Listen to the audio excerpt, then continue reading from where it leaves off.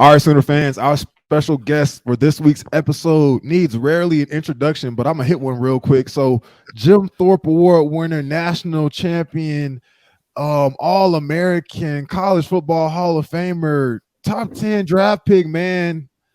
Those things say it all. You know who it is. Roy Williams, man. Appreciate you coming on to the show. Man, thanks for having me on. I appreciate it. Thank you, guys. No problem. No problem. Roy, so, man, honestly, I don't even know where to start, but there's something we ask about with all our guests. So, first off, OU. Tell us about why you even committed in the first place. So I'll try to make it short. Yeah. So I originally was going to go to UCLA, and my good buddy Damian Mackey was going to go to Stanford, and we were going to play friendly rivalry against each other. And in the championship game, high school championship game, Damian tore up his knee, and Stanford took back the scholarship. And so I knew that he liked Cal, and Cal Berkeley was recruiting me. So I went to Cal and I was like, hey, if you want me, you got to bring my buddy. And they're like, we don't want him. And I was like, I'm not coming to Cal, straight up. And my aunt worked in the cafeteria at the Bud Wilkinson in Norman. And so she went up to one of the coaches and talked about myself and Damien.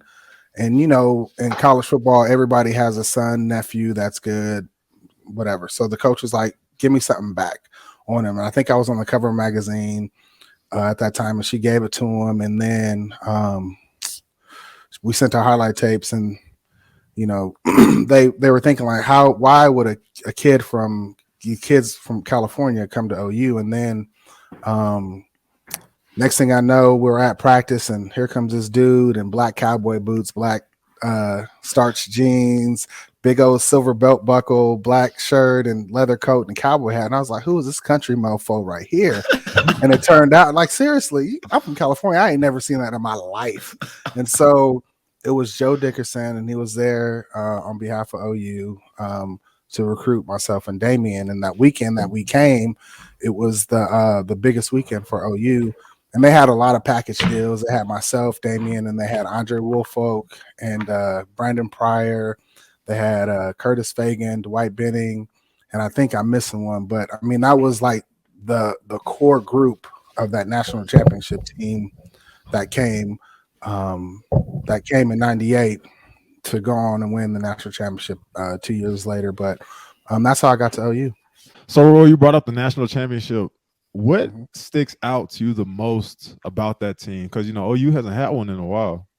It's been very lean the last couple of years.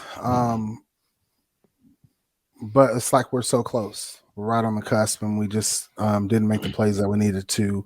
But what I think of when I think about that 2000 national championship team is the fact that we were just blue collar workers. We just, you know, we just buckled it up, and we didn't care about who got any credit. We didn't care about any of the noise that's going on, you know, outside of our locker room. I mean, we were a tight-knit group, man, and we just bonded together, you know, and it stems from the previous year in 99, where the coaches and the players were kind of, you know, that was Coach Bob's first year. It was a little button of the heads, and a lot of guys didn't really buy in. But after we start putting up the points that we did, and our defense started to turn that corner, it was just, you know, 2000, we were destined to do something special, just because, you know, we were battle tested. We lost a lot of games that we were winning, and we just didn't know how to finish. And there was it was a big learning curve. And then in 2000, man, we just ran the board, man. Still, I think to this day, no national championship team had the path that we did when we played Texas, and we played K-State in K-State Manhattan, and then playing Nebraska, and then playing K-State again. I mean, these are all ranked teams that were in the top 10, I think, at the time. So I mean, it was special that season. For sure. I got a question, because obviously I'm coming back, you know, and we're trying to run it back. We're trying to win a natty right here, right now. Like you said, it's been lean the last couple of years. It's been a minute. So if you had to choose one quality from that championship winning team that you thought was the most important, what would it be? So that we can know on the team, this year's team, maybe I could implement it. Accountability. That would be big, because the accountability, it'll branch off and be so many other things, like one-on-one with a tackle, a ball carrier. You got to make that tackle. You can't whiff on the tackle. You just can't throw your shoulder in there. Because I've seen a lot of guys bouncing off runners and getting embarrassed on national televised TV, and that's not the Oklahoma way. And then, playing within the system, doing your job, not somebody else's job. I've seen a couple of times where you got a guy that's supposed to be, deep third, and he's over here worried about a crossing route, and he's letting the guy run right by him. If everybody holds himself accountable and play within the defense, you wouldn't have those breakdowns. And that's when I talked about 99. That's some of the things that we did. We had to learn from those. But are you guys willing to learn? And another thing too is, do you guys have team goals? What is the secondary or the defense's goals? If you don't have goals, what are you playing for? Like literally, if you don't have any goals, even in work, you have benchmarks. If you're a sales team, you have these goals that you're trying to hit. I'm trying to hit $500,000. I'm trying to hit $1 million this year. If you don't, you gotta try to hit those goals. But if you don't have those goals, what are you playing for? Offensively, defensively, special teams, and as a whole, and the coach. What is the coach's goals for you? And then you guys got to go out there and execute. For sure. No, those are all good points. Like I said, I think that's a good one, because like we've talked a little bit off camera. We didn't really too much have any goals other than just J Hall win. Yeah. It was we didn't have like statistic numbers or anything, so I think that's great, because we just didn't do that. We didn't think of that stuff. It's hard for a player to think of that stuff when you're in it, because you're young and you're thinking about so many other stuff. But it would have been good to have, this would have been a great conversation for us to have last year or something, But it's good that I'm able to hear this now, so I could take it and implement it with the guys now. So I appreciate it. No, of course, most definitely, dude.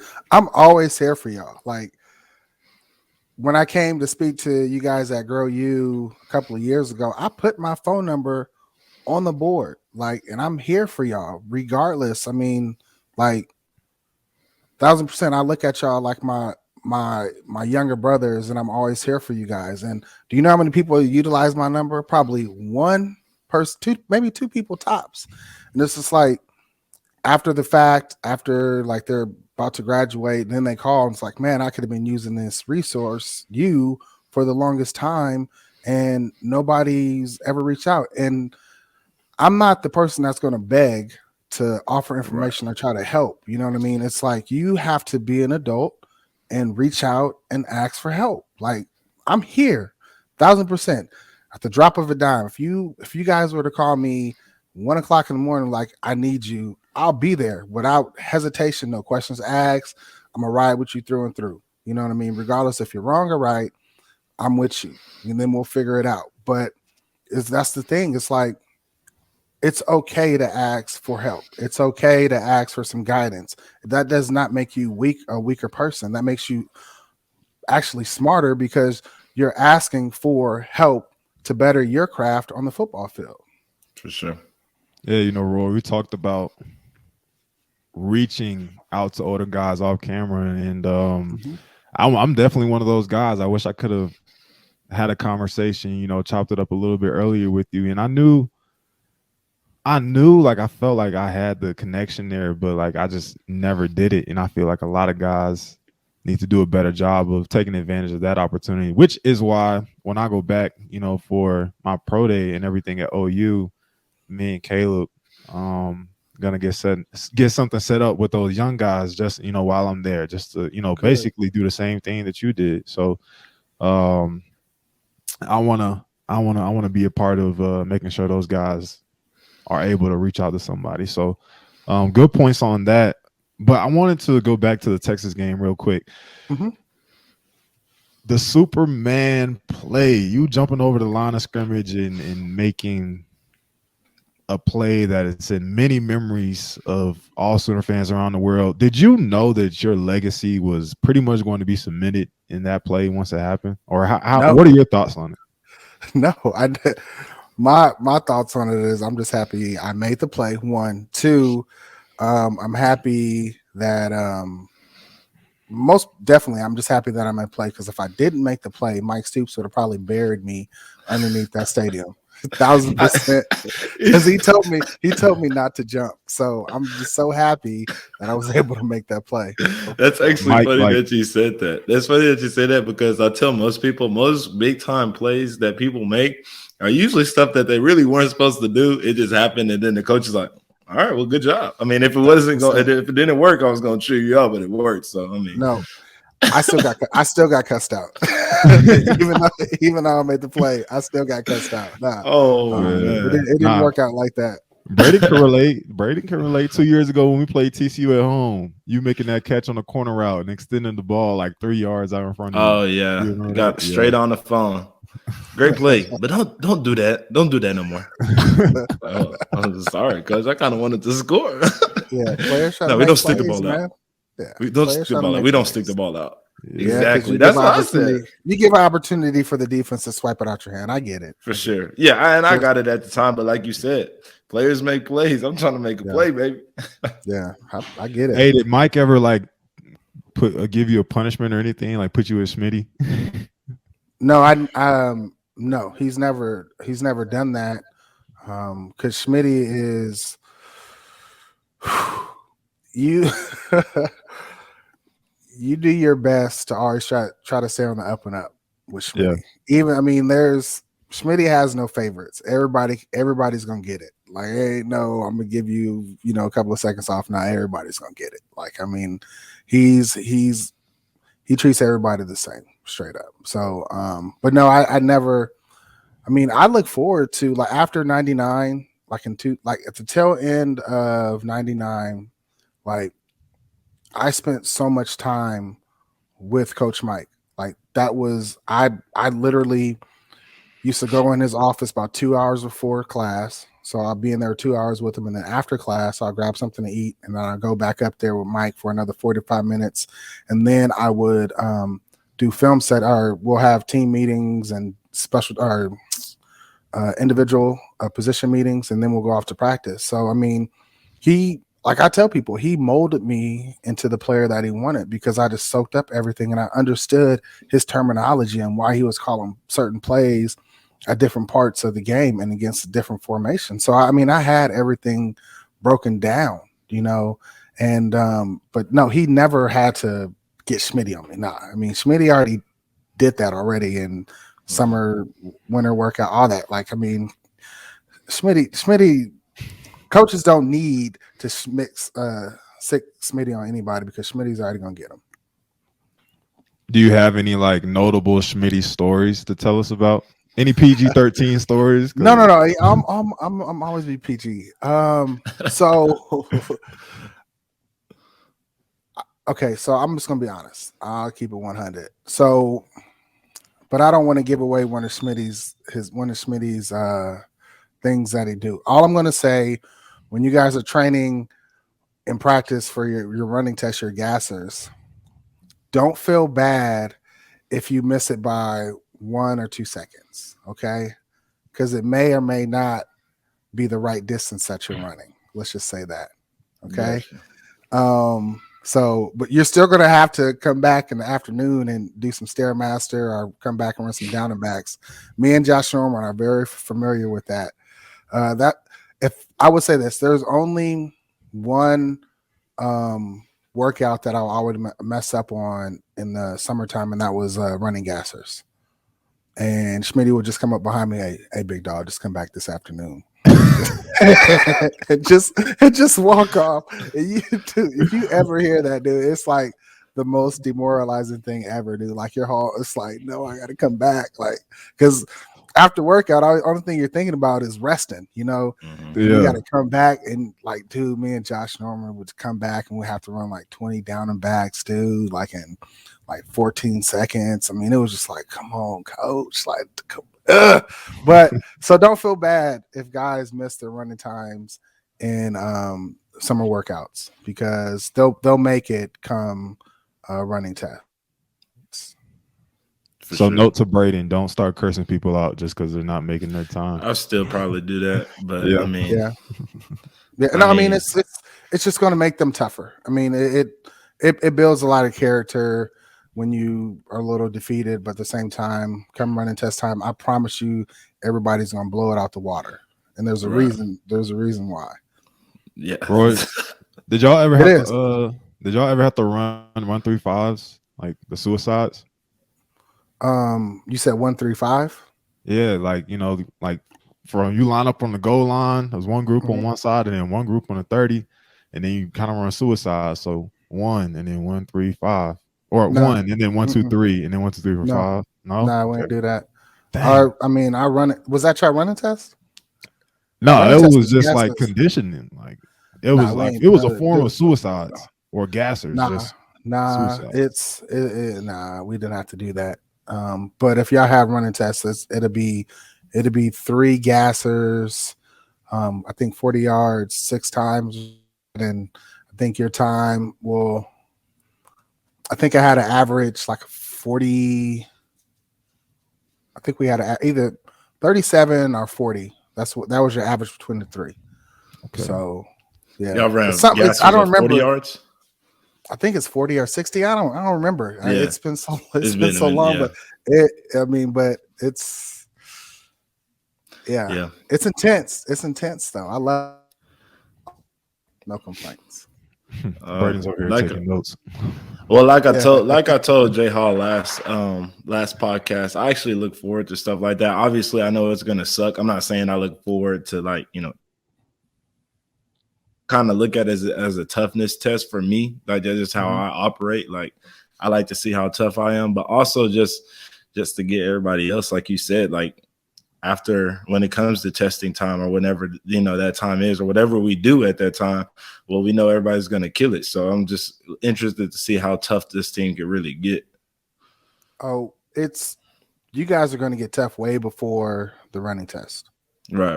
Like there's no doubt. Like that was one thing about when Coach Schmitty was there. I mean, those my guys in the locker room, my teammates became young men to men in those winter workouts, summer workouts, all that. Like, I mean, Schmitty is going to get you guys right. Like, when we play, like, I'll say this: there's a method to his madness.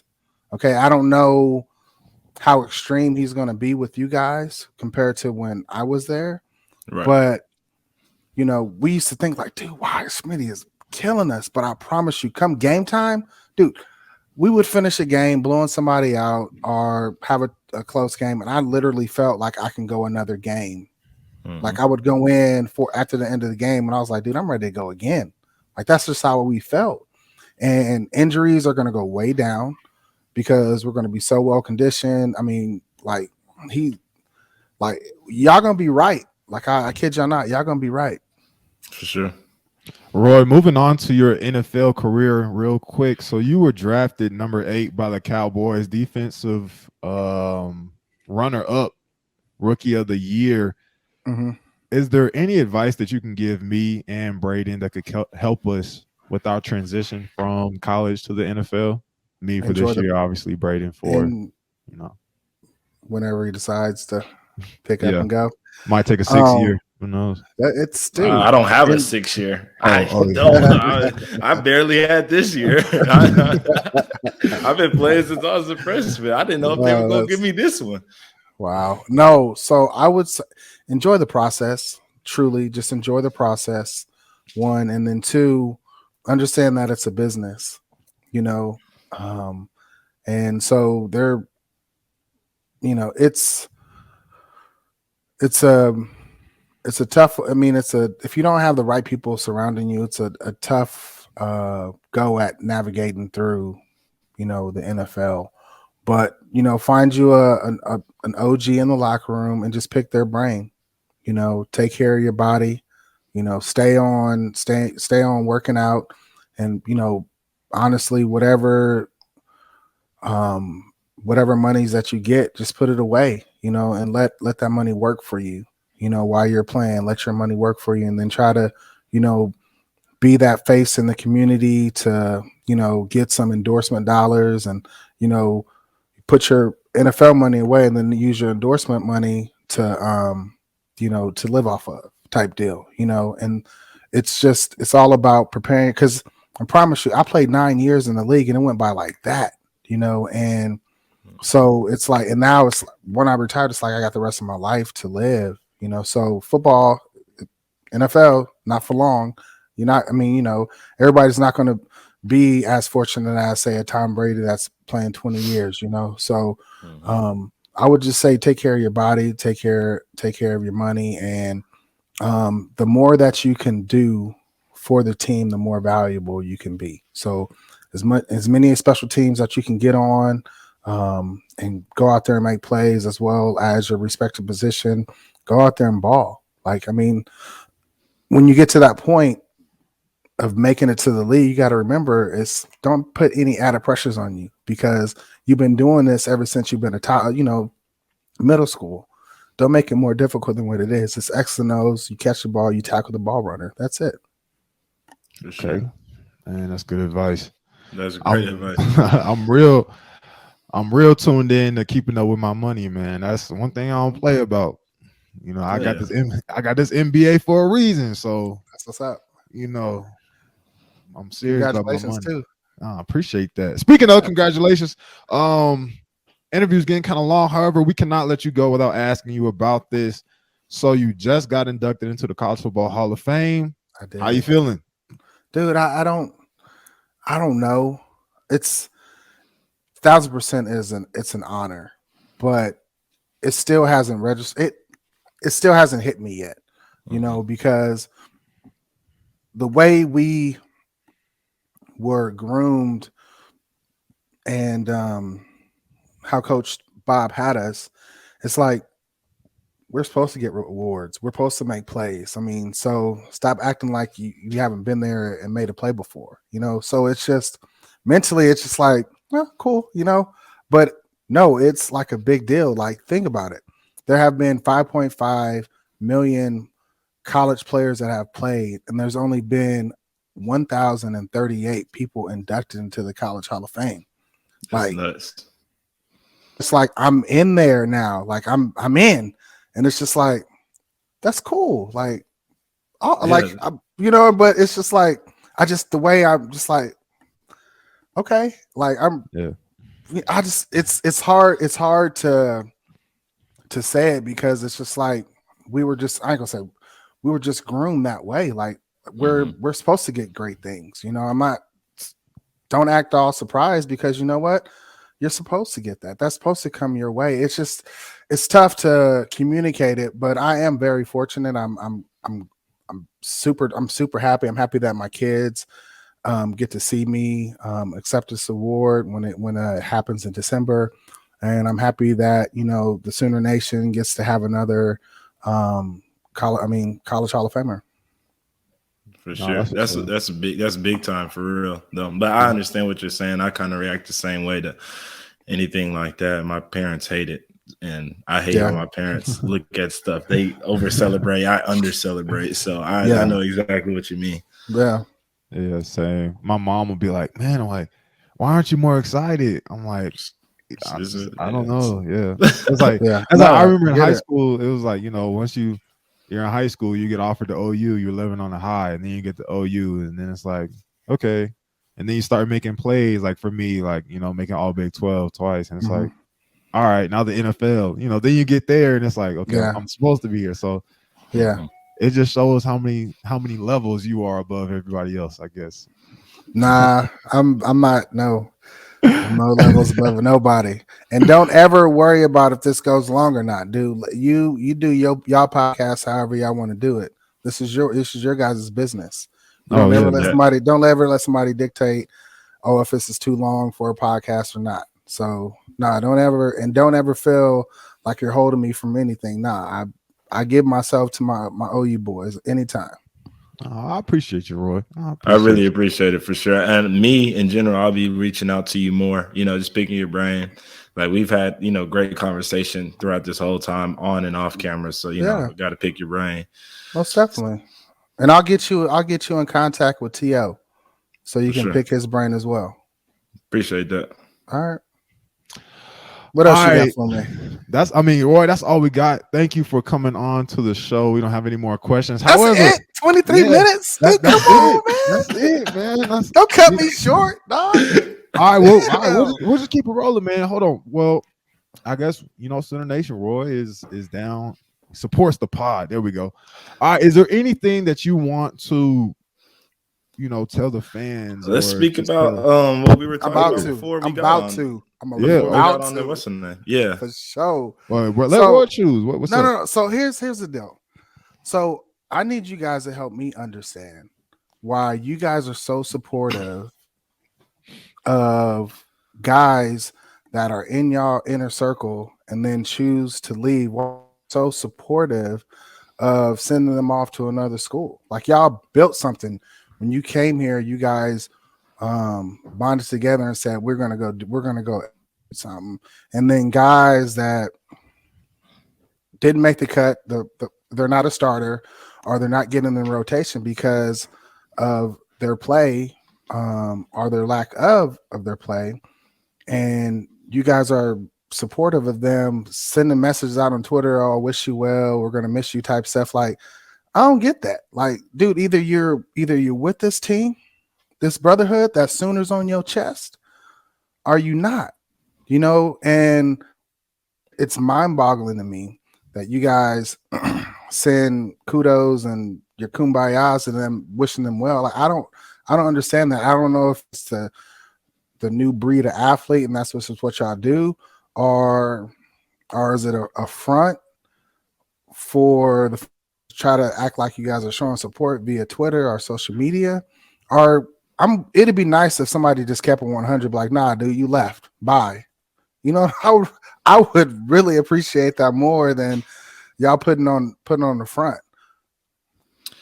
To kind of answer your question, for me at least, I would say I understand where you're coming from, but when it comes to stuff like that, I have I understand like this is kind of turning into a business and everything. So I have no other feelings towards you leaving. Like if you feel like that's best for you and for your family, then you go do that. As far as the sending messages out, it's like, that's here or there. But in my eyes, it's like, well, if you don't want to be here, then that's cool. But like, what I'm saying, I wish you the best, but go do you over there. You know what I'm saying?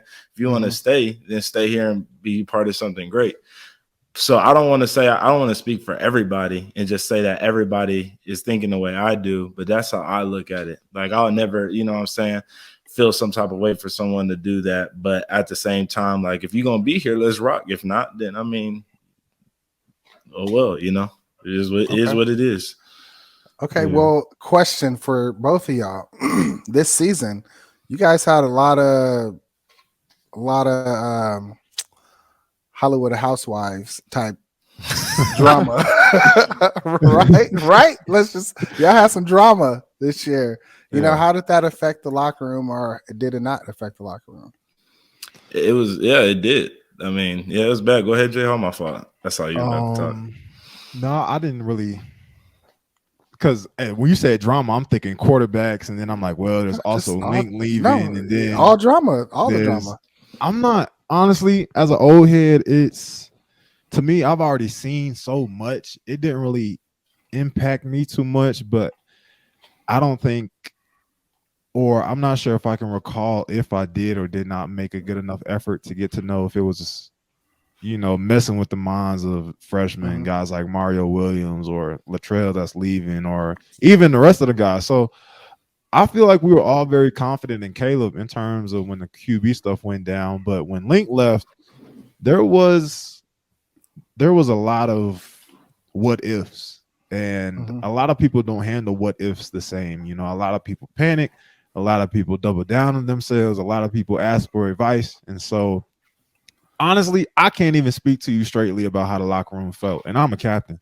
So you know, but that's just how my thought process on it. However, when Bob came back, I think that was just a temporary band-aid for what was then to come, the flood that was then to come afterwards. So I can't, I'm not really sure. But to answer your last thing about supporting guys that leave, you know, I'm always going to wish the guys the best when they leave. You know, I wish no harm or foul against anybody. However, I'm a little bit different than Brayden. I'm definitely not gonna retweet it. I support you, but I don't support you, but I do support you. So it's like a weird mix of the two.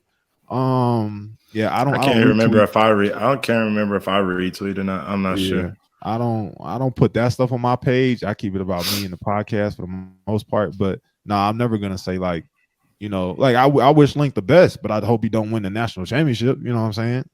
I got it. That's for OU. Like that's the type of support I give. You know, he can go win the Pac-12. I love him for that. Mario and Latrell and them, they can go win the Pac-12 or go have a over 500 season. But I mean, I'm supportive of OU. They can do as well as they want. They just gonna have to run it through us.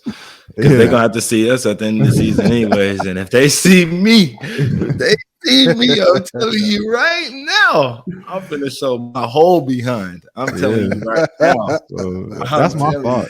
Hey, but okay, so here's one thing I would say too. For the current guys in the locker room. Because there was I'm not going to mention his name, but there was one athlete that was thinking about leaving early. And I asked him, I said, hey, did you call the NFL to see where you're going to be drafted? And he said, yes. He said that they said that I'll be like third or fourth round. And I said, you're lying to me. Because if you call the NFL nowadays, they'll say you're either going to be a first round, second round, or you stay in school, right? Told you was to stay in school. I said, so why do you think the NFL higher ups and they're saying stay in school? Why do you think you should be coming out? You know, and I know everybody has different situations, and you got the weight of the world on your shoulders from family, and they're hoping that you make it. And at the end of the day, it's you that's putting your body out there, sacrificing, and you need to take care of yourself. And you need to put your best foot forward. And I told him, I said, how about this? And I showed him the pay scale. I said, if you stay just one more year, have a full healthy year, put up better stats and ball, you know, you can elevate your draft status. And he did. And he went higher than what he was projected. The year before, and went on to have a phenomenal career. It still is. And my thing is, why guys think they are going to defy the odds and get drafted higher than what they really are if they don't have enough film on themselves and have a full season, and they decide that, oh, I'm going to forego and go to the league. It's just like, dude, you're only doing yourself a disjustice, because if you go, say you go undrafted, or you go fifth or sixth round, fourth, you know, the average career is like, you know, a year and a half, 2 years. And it's just like, dude, you didn't make it to your third year to even make the pension. You know, right. Why wouldn't like now you need to be able to step up and just lay out the scenarios for these. It's just like, dude, let's better help yourself to have a good career in the league.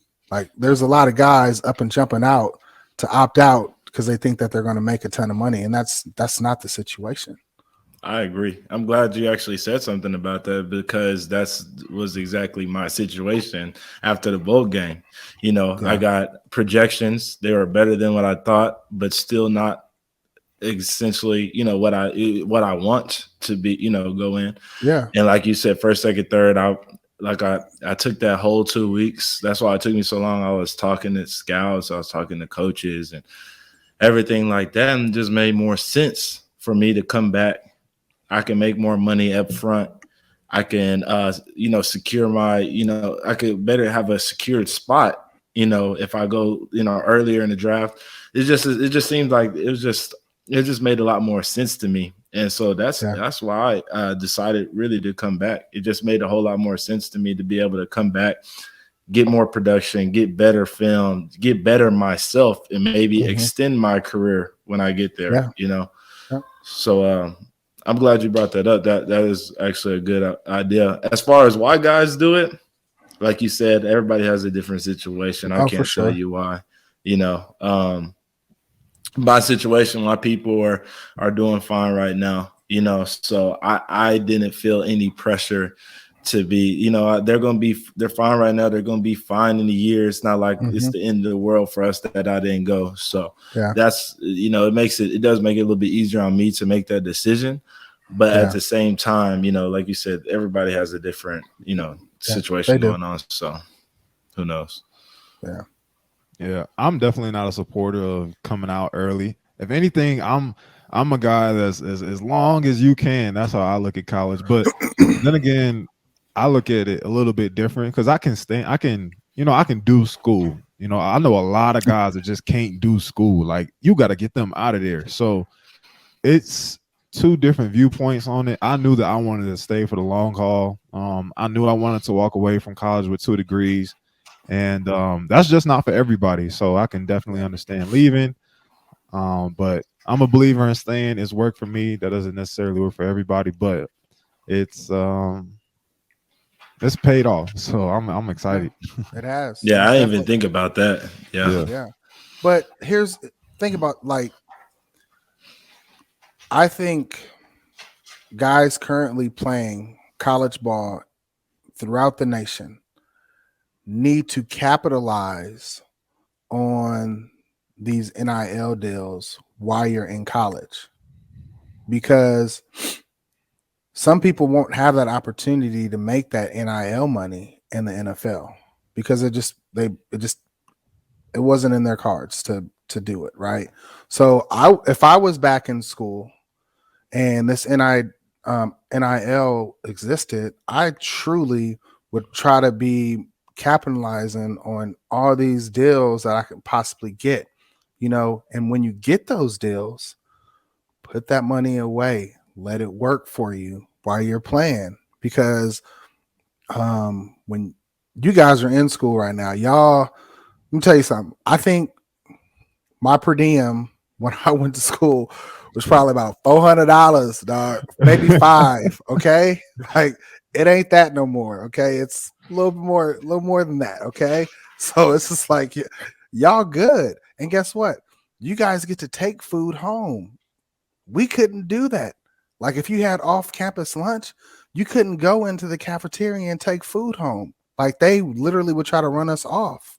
Like now you guys have no worries, or you guys don't have the worries or stresses that we had trying to make it. Like y'all got I'm not gonna say you guys have everything given to you, but you guys don't have any concerns. You don't have to worry about where you're gonna get your mail from. You can go into the locker room right now and go get some Hot Pockets if you want.